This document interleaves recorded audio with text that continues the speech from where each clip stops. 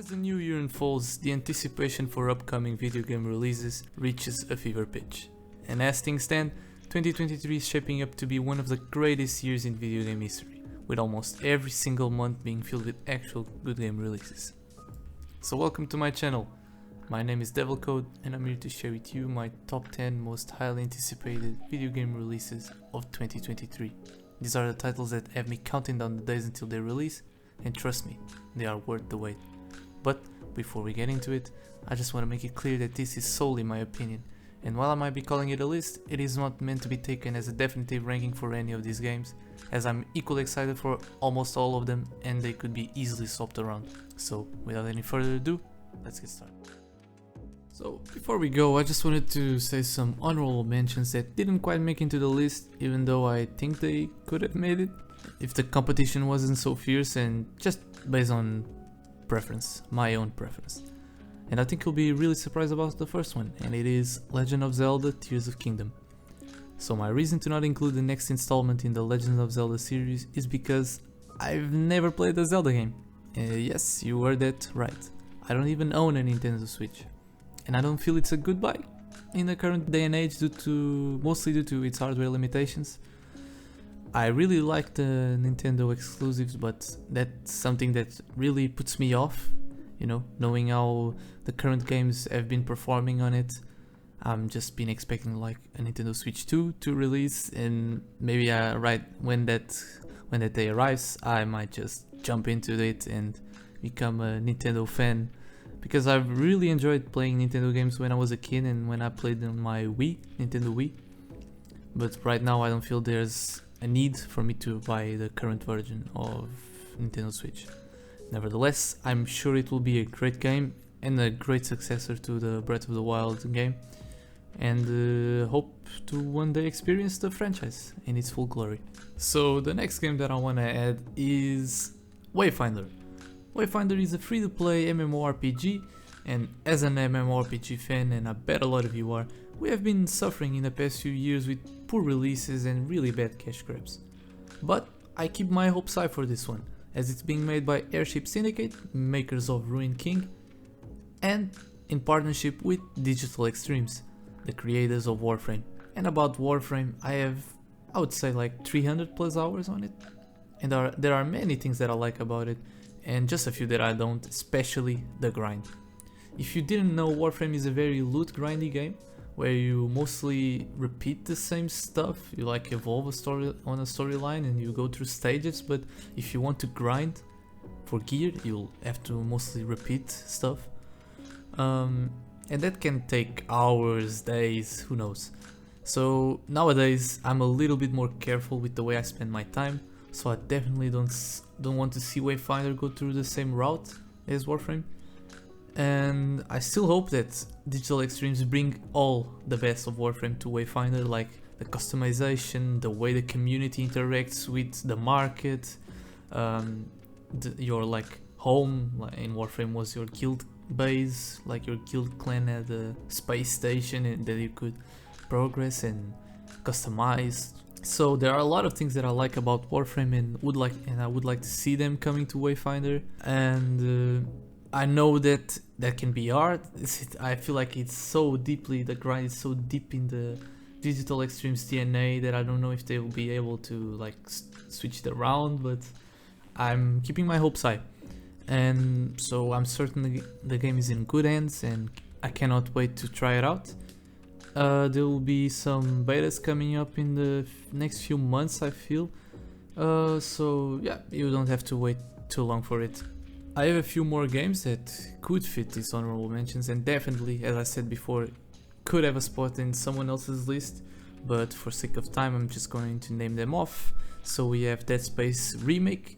By the time you're watching this, it has already come out, and I previously had it on my list, so as I felt like I probably wouldn't get the video off before it came out, I'm just going to leave it on the honorable mentions. I really hope it performs to the way people are expecting it to perform.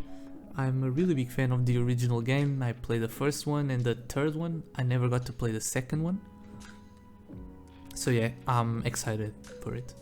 The next game we have next like 4 games that I want to add are Nightingale, which is a survival game, an online survival game. Then we have Street Fighter 6. I don't think I need to speak about it. Payday 3. This is, I feel like, a niche of mine. I really like Payday 2, so I'm really hoping, and I'm really excited for the release of Payday 3. Then, last but not least, we have Warhammer 40k Space Marine 2. So, number 10 on my list is Atomic Heart. This game is being developed by Mundfish, and from what we've seen so far, it takes inspiration from games like Stalker, Bioshock, and picks those inspirations and inserts them in this alternate dystopian Soviet reality where robots or AI were developed to help humans with their work.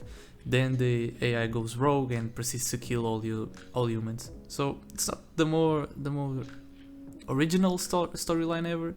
It's pretty familiar. But as a big fan of Bioshock and having played Bioshock Infinite not so long ago, I feel very at home with this kind of gameplay that's being showed. Let's just hope that the story matches the expectations. But nevertheless, I'm very excited for it. It seems different enough for me to give it a try and to put it on this list. For now, let's just see. The game is supposed to release February 21st on PC and all consoles except the Switch. So number 9 on my list we have The Wolf Among Us 2. The first game, which was released in 2013, was developed by Telltale Games and is widely considered to be one of the best games they ever produced. Set in a dark, gritty and adult-oriented version of the Fable comic book series, players take on the role of Bigby, the wolf sheriff of Fabletown, as he investigates a series of murders that threaten to expose the secret existence of the fairy tale characters living among humans. The game was praised for its strong narrative, engaging characters and well-written dialogue. As in every Telltale game, players can make choices that impact the story and relationships with the characters, leading to multiple possible endings. Now, after 10 years we are finally getting a sequel. We can expect to see the return of some of the characters from the first game as well as new ones. The game promises to continue the story of Bigby and Snow White, and it will take place before, during and after the events of the first one. With the same developer behind the game, we can be sure that it will be just as engaging and well written as the first game. It still doesn't have a definitive release date, but it's due to release later this year. So up next we have Lies of P. This game is being developed by NeoWiz and Round 8 Studio, the latter being the studio behind Blast Unleashed. So in terms of previous titles, there's nothing too exciting to go for, but after watching some of the trailers for their upcoming game, I can tell that this might surprise a lot of people. So as a Souls-like fan, I really like the idea they're going for, mixing the aesthetics from games like Bloodborne and using Pinocchio as their main character with obviously inspirations from the original story and gameplay from previous Souls titles. That's what it feels like. And that for me is a key factor. How will the game feel? Most of the Souls clones that we see out there obviously have lower budgets, but I feel that like they almost always miss the mark when it comes to the gameplay aspect of Souls-like. So I'm a little bit more contained about this one since I'm so picky when it comes to the gameplay of Souls-like, but from what we've seen so far this has the potential to surprise. And that's what I'm hoping for. Lies of P doesn't have a confirmed release date, but it's expected to release later this year for consoles and PC except the Switch. So number 7 we have Starfield, developed by Bethesda, the studio behind the critically acclaimed The Elder Scrolls series. This game is an ambitious new RPG set in outer space, and from what we've seen so far, Starfield promises to be an epic and expansive adventure with players exploring a vast galaxy filled with mysterious alien races, strange technologies and ancient ruins. So the game will feature a brand new setting and story separate from the Elder Scrolls universe, but with many of the same elements that the fans of the series have come to love, such as open world exploration, character customization and now spaceship customization, and a deep narrative. We can expect to see a variety of planets to explore, each with their own unique environments and inhabitants. So the game is being developed using the Creation Engine 2, an updated form of the engine used in games like Skyrim and Fallout. We don't know to what extent the new engine improves on the original. It will probably be bugged either way, but we can expect to see more information in the upcoming months. Fans of the RPG genre and those who just love the idea of exploring new worlds and alien species will want to keep an eye on Starfield. I'm excited to see what Bethesda has in store for us with this new game and can't wait to discover all the secrets that it holds. It still doesn't have a specific release date, but it's due to release later this year. So next we have Hollow Knight Silksong. The first game was released in 2017 and quickly gained a cult following for its incredible combination of tight platforming, challenging combat and hauntingly beautiful atmosphere. The game was praised for its rich, detailed world, memorable characters, intricate storyline and more than amazing soundtrack. So this is a personal favorite of mine. I'd say there are no words to describe how much I love this game, and it sits comfortably as one of my favorite video game experiences of all time. To be sincere, it's a game that deserves its own video, so if you want it, just leave it in the comments that I'll probably get around to do it. From what we've known, the new game will follow Hornet, a side character from the first game, as she embarks on her own journey through the mysterious kingdom of Hallownest. From what we've seen, we can expect a delivery of same quality as the first one, same stuff, same gameplay, so expect the same stamp of quality. This game is for sure a must grab for anyone that played the first game or just likes Metroidvania style games, and if you like it and haven't played the first one, just do it. It's really good. It still doesn't have a specific date, but it's due to release Q2 this year. So next on my list we have Resident Evil 4 Remake. The original game, which was released in 2005, is widely considered to be one of the greatest survival horror games of all time. It was a major departure from the series' traditional formula, introducing a new over-the-shoulder camera perspective and a more action-oriented gameplay style. And oh boy, it was a shit. I still remember playing it on my PS2 back in the days. I was a little too young to actually comprehend what's going on, but I eventually got to play more Resident Evils, especially the latest ones, the 7 and the 8, so I can't wait to play it again. The game was critically acclaimed for its intense atmosphere, inventive enemy design and gripping storyline. Now, after 18 years, we are finally getting a remake of this classic gem. From what we've known so far, it looks like the development team is going to stay true to the core gameplay and story of the original game while adding new features and updated graphics. We can expect to see the return of Leon S. Kennedy as he sets off to rescue the president's daughter in a rural village overrun by a mysterious cult. The game promises to offer a new level of realism and immersion with improved graphics, as I mentioned before, and sound design, which will make the horror experience even more intense and terrifying. Fans of the series can expect to see the return of some classic enemies, as some new ones will probably be added. I'm definitely looking forward to it, especially to relive the horror all over again, even though I personally don't remember much of it. So yeah, it releases March 24th on PC and consoles except for the Switch. So up next we have Jedi Survivor, or Star Wars Jedi Survivor, the sequel to the heavily underrated gem from 2019, Jedi Fallen Order. So I really enjoyed the first one. It was a concise package with a good linear storyline and some exploration and a very decent combat, almost akin to the Souls-like series. It wasn't perfect, don't get me wrong, but if the sequel is able to correct some of the complaints made in the first one, then it's sure to be successful again and maybe reach a broader audience. From what we've seen so far, it looks like it'll be the same action-packed game, following Cal Kestis 5 years later, the events of the first one. So if you've never tried the first game, I urge you to do so. Nowadays you can find it real cheap in major retailers, and it's worth every dollar, especially if it's in discount. In case you have played the first one and you're like me and just are looking forward to the sequel, Jedi Survivor is due to release March 17th this year. So up next, and now entering the last three, we have Marvel Spider-Man 2. So the first game was released in 2018 and was developed by Insomniac Games, and to say it was a success, it's an understatement. Both critically and commercially, it's considered one of the best superhero games ever made, at par with the Arkham series. The game has received high praise for its engaging story, fluid combat and an authentic recreation of New York City.